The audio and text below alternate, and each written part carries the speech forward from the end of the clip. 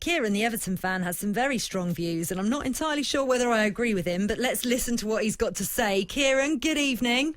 Yeah, good evening. Ringing from Belfast. I think that Ancelotti, that was not good enough today. Very disappointed with that result. Ancelotti will fall by the wayside like the rest of them. Not good enough.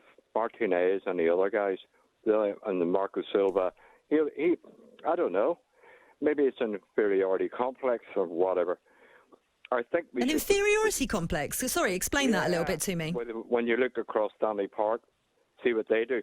They've had but Carlo Ancelotti doesn't have an inferiority complex. Come on, with what he's won.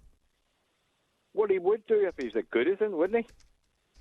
I mean, I think he's... But he's only been...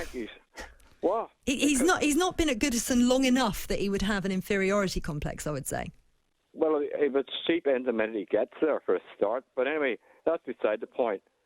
Forget about top 4 or top 6 finishes. That's gone. We are now back to a sad mid-table mediocrity. And that's what Everton's have bloody been used to all their lives, basically.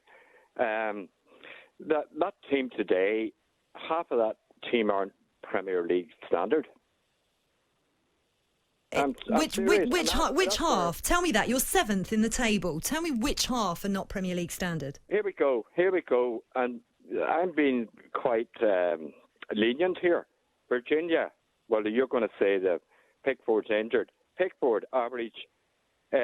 Virginia, out. Olsen, out. Iwobi, out. Gordon, out.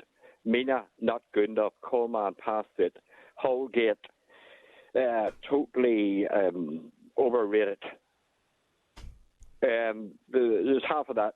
In fact, if I were an Everton player, I'd be asking autographs from the City guys. It must have been a privilege to be on the same park as them. Wow, that's strong thoughts there from Kieron, the Everton fan.